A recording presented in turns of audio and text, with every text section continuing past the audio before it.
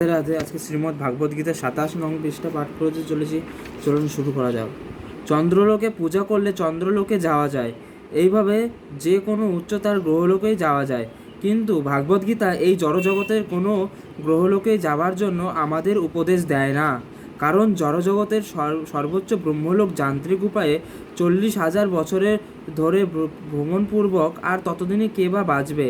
পৌঁছালে জন্ম, মৃত্যু, জরা ও ব্যাধির জড় জাগতিক ক্লেশ থেকে নিস্তার পাওয়া যাবে না।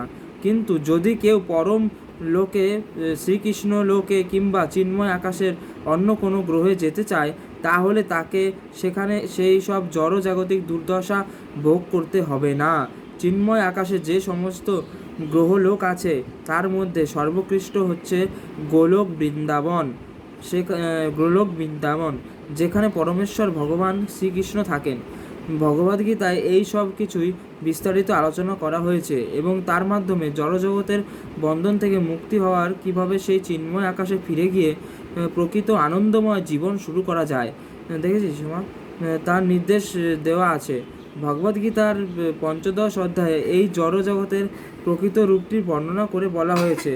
ঊর্ধ্ব মূলম মধ্য সক্ষমতা প্রণয়তম ছদ্মাসি যস্য পর্ণানি যদং বেদ বেদবিদ। ঊর্ধ্বমূল ও অধোখাসিত বৈশিষ্ট্য একটি অশ্বত্থ গাছ রয়েছে। বৈদিক মন্ত্রগুলি তার পাতা। যে এই গাছটিকে জানে সে বেদকে পূর্ণরূপে উপলব্ধি করেছে। এখানে জড়জগতে বলা হয়েছে ঊর্ধ্বমূল ও অধ শাখা বিশিষ্ট একটি অশ্বত্থ গাছের মতো। সাধারণত গাছের শাখা থেকে ঊর্ধ্বমুখী এবং তার মূল থাকে নিম্নমুখী, কিন্তু ঊর্ধ্বমূল সম্পন্ন গাছের অভিজ্ঞতা আমাদের আছে। আমরা যখন জলাশয়ের তটে দাঁড়িয়ে সেই জল গাছের প্রতিবিম্ব দেখি, তখন দেখতে পাই তার মূল ঊর্ধ্বমুখী এবং তার শাখা অধোমুখী। তেমনি এই জড়জগৎ অপ্রকৃত জগতের প্রতিবিম্ব। জড়জগৎ বাস্তবের ছায়া, প্রতিবিম্বের কোনো স্থায়িত্ব নেই, সে শুধু একটি ছায়া মাত্র। কিন্তু এই ছায়া থেকে আমরা বুঝতে পারি যে প্রকৃত বস্তু রয়েছে। মরুভূমিতে জল নেই, কিন্তু মরীচিকার মাধ্যমে আমরা ইঙ্গিত পাই যে জল বলে একটি পদার্থ আছে।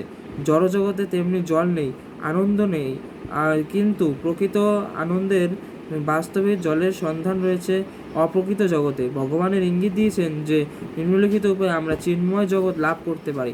আমার শ্রীমদ্ ভাগবদ্গীতার 27 নং পৃষ্ঠা পাঠ শেষ হলো। আপনারা পরবর্তী পৃষ্ঠা পাঠ শুনতে চাইলে এই চ্যানেলটিকে সাবস্ক্রাইব করুন। জয় রাধে, জয় শ্রীকৃষ্ণ।